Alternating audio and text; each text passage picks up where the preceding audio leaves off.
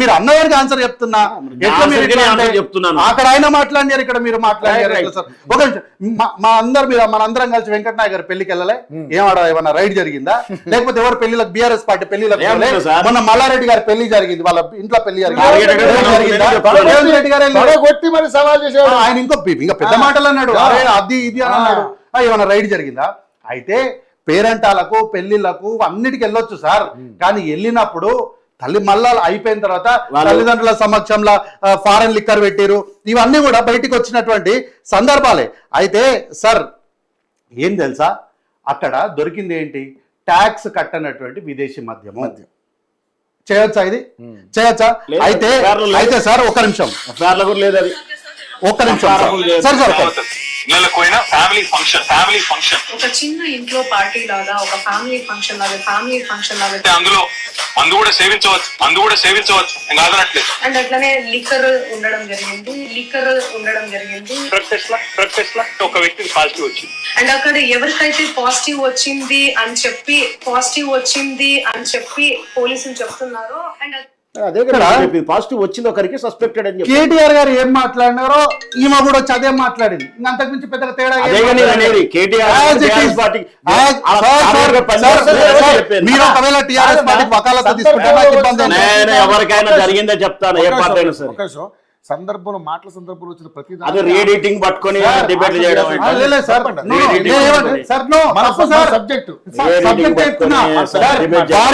వారి ఇంట్లో rave party జరిగినప్పుడు ఏ సందర్భం అయితే సందర్భం ఇక్కడ జరిగింది సార్. ఇక్కడ ట్యాక్స్ కట్టనట్టు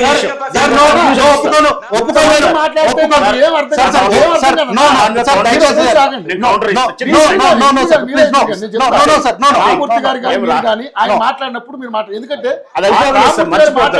ఎవరు ఒక్క నిమిషం ఇది ఒక్కటే లాస్టింగ్, మీరు తర్వాత ఏమన్నా చేసుకోండి. అయితే అక్కడ దొరికింది ఏంటి? మీరు ట్యాక్స్ కట్టనటువంటి మద్యం దొరికింది, అది నేరమా కాదా చెప్పండి. చార్జ్ షీట్ లేదు, పోలీస్ కమిటీలో లేదు, అది అబద్ధం సార్. ఇది తీసుకోండి సార్. వారే చెప్పారు, మంగ్లీ గారే చెప్పారు అక్కడ విదేశీ మద్యం ఉంది అని చెప్పి. సార్ అది మద్యం వచ్చింది సార్. ఈ రోజు వాళ్ళు అంటున్నారు కదా, ఇన్ని మాట్లాడుతున్నారు కదా. ఒక సందర్భం నా కళ్ళ ముందు జరిగింది, ఇది నేను క్లోజ్ చేస్తాను. నా కళ్ళ ముందు జరిగింది సార్. ఇది సందర్భము విమానాశ్రయంలో, మన రాజీవ్ గాంధీ విమానాశ్రయంలో ఢిల్లీ నుంచి రేవంత్ రెడ్డి గారు నిజామాబాద్ లో పసుపు రైతుల కోసం ధర్నా చేయడానికి మంగ్లీ గారు మాట్లాడుతూ కూడా ఒక మాట ఏమన్నారు గమనించారా? అసలు మద్యాన్ని, విదేశీ మద్యాన్ని ఇక్కడ వాడడానికి ముందు పర్మిషన్ తీసుకోవాలి, తెలవదు అని అన్నది. అది గమనించారు. ఇంత అమాయక యాక్టింగ్ సినిమాలో స్క్రీన్ మీద చేయండి సార్, చప్పట్లు కొడతాము. ఇక్కడ ఎవరు సార్ అంత అమాయకంగా ఉన్నారా? అంత అమాయకంగా ఉంటే ఎంత పెద్ద సెలబ్రిటీ ఎట్లా సార్? ఇంత తెలియకుండా ఎట్లా సెలబ్రిటీ? చదువుకొని అజ్ఞానులు మాట్లాడినట్టు మాట్లాడొద్దు. చదువుకొని నేను చదువుకొని అజ్ఞానులు మాట్లాడినట్టు సింపుల్ గా నాకు తెలియదు, నాకు ఎవరు అవేర్నెస్ ఇవ్వలేదు అంటే అవేర్నెస్ చేసుకోవాలి. మీకు ఏం తెలియకుండా ఎట్లా వస్తారు మరి? సో ఏంటంటే ఇప్పుడు అంతా దొరికిపోతే మా ఫ్యామిలీ ఉన్నారు, మా అమ్మ నాన్న ఉన్నారు, నాకు తెలియదు.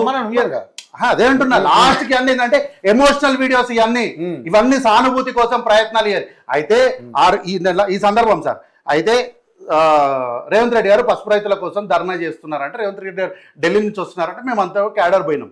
ఆ రోజు రాష్ట్రానికి సంబంధించినటువంటి లా అండ్ ఆర్డర్ పోలీసులు, ఎక్సైజ్ పోలీసులు కాదు, లా అండ్ ఆర్డర్ పోలీసులు, ఇన్స్పెక్టర్ స్థాయి అధికారులు, 2 ఎస్ఐలు, 4 హెడ్ కానిస్టేబుల్ దాదాపు 10 నుంచి 12 మంది వాళ్ళు విమానాశ్రయంలో దిగినటువంటి ప్రయాణికులను, అంటే వాళ్ళు విదేశీయులా స్వదేశీయులా అనే తేడా ఏం లేకుండా ఇట్లా దిగి అట్లా బయటికి రాగానే keep your bags down, open your bags అని చెప్పి లగేజ్లు సూట్ కేసులు ఓపెన్ చెప్పి రామూర్తి గారు చెప్పండి ఏంటి సార్. అది కంప్లీట్ కాదు సార్, ఒక్క నిమిషం నేను క్లోజ్ చేస్తా, తర్వాత ఒక్క నిమిషం మద్యంలో మునిగితేటోళ్ళు, మద్యం వ్యాపారం చేసేటోళ్ళు మొత్తం కాంగ్రెస్ సంబంధించిన వాళ్ళు. అదే సార్, ఒక టానిక్ మీద 37 షాపులు పెట్టారు కదా.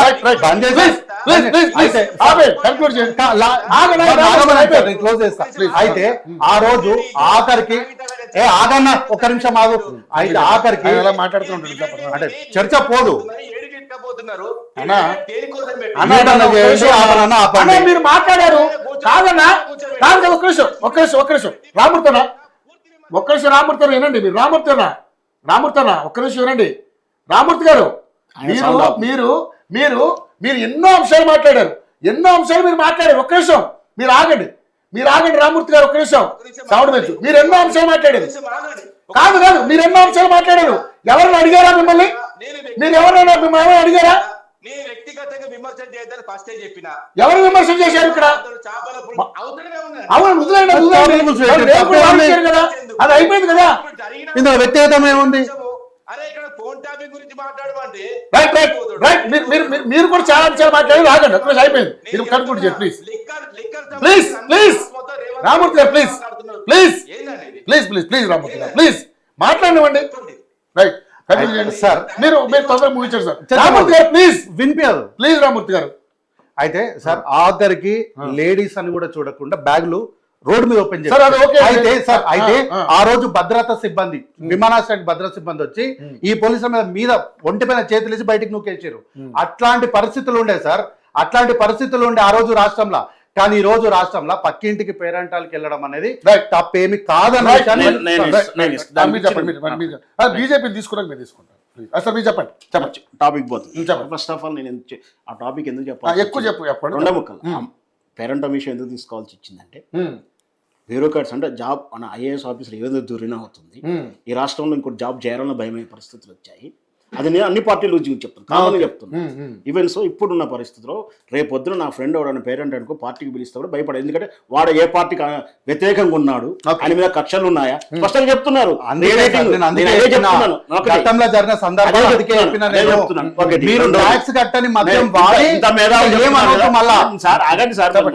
ఎట్లా సార్ ఇంత మేధావులు చెప్తున్నారు కదా పర్మిషన్ తీసుకుని అమాయకురాలు అంటున్నారు కాబట్టి అసలు అమాయకురాలే. ఇప్పుడు మీరు చెప్పండి, ఎప్పుడు పర్మిషన్ తీసుకోవాలి, రూల్ ఏదో చెప్పండి. ఇప్పుడు ఉన్నారు కదా, ఇప్పుడు చెప్తున్నట్టు ఎప్పుడు పర్మిషన్ తీసుకోవాలి, రూల్ చెప్పండి.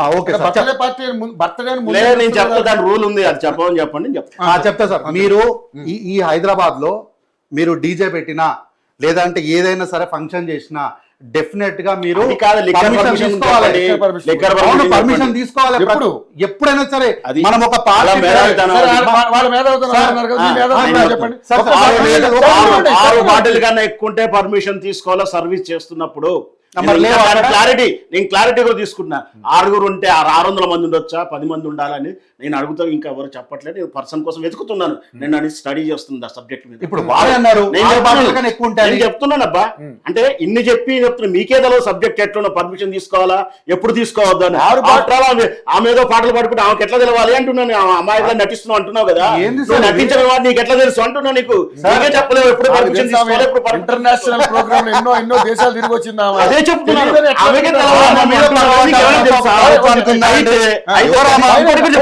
మొత్తం చెప్తున్నా, మొత్తం కంప్లీట్ చెప్తాను. అంటే ఇంకా దాని క్లారిటీ అంటే మనకే తెలియదు ఎప్పుడు పర్మిషన్ తీసుకోవాలి. ఒకరు 6 లీటర్లు అంటున్నారు, 12 బీర్లు ప్లస్ 6 లీటర్లు అంటున్నారు. రకరకాలు ఉన్నాయి దాని మీద ఎప్పుడు తీసుకోవాలి. అంటే పరిమితి కొంచెం ఉంది, పరిమితి దాటితే పర్మిషన్ తీసుకోవాలి. మన హ్యావింగ్ వేరు, ఇంట్లో స్టాక్ పెట్టుకునే దానికి కూడా లిమిట్స్ ఉన్నాయి. నువ్వు ట్రావెల్ చేస్తే లిమిట్స్ ఉన్నాయి. ఫారెన్ బ్రాండ్స్ కి లిమిట్స్ ఉన్నాయి. అంటే లోకల్ అంటే ప్రాంతీయంగా అంటే షాపు పరిధిలో అంటే లోకల్ పరిధి దాటి ఎన్ని తీసుకోవచ్చు, లోకల్ పరిధిలో ఎన్ని ఉండొచ్చు, వీటికి రూల్స్ ఉన్నాయి. ఎవరికి తెలుసు అండి, ఎవరికి అవేర్నెస్ ఉన్నాయి. ఆమె ఏదో యాక్టింగ్ చేస్తున్నారు, ఆమె మీద మీకు పార్టీకి అనుకూలం లేకపోతే ఆమె అవసరం మాకేముంది సార్? ఆయన పర్మిషన్ కూడా ఫోన్ టాపింగ్ వల్లే జరిగింది అనేది కదా ఇప్పుడు మనం మాట్లాడుకునేది. ఇప్పుడు అప్పుడు ఆమెకి ఎలా అక్కడ పోలీసులు ఎలా వచ్చారని దాని మీద కదా ఫోన్ ట్యాపింగ్. నేను ఫోన్ ట్యాప్ అని ఆరోపించలేదు నేనైతే. మీరు కాదు, వాళ్ళు డీజే పెట్టి న్యూసెన్స్ చేసి మన వేణుగారు. సో ఫోన్ టాపిక్ మీద సార్ ఫైనల్ మీరు చెప్పండి. సరే, ఆరోపణలు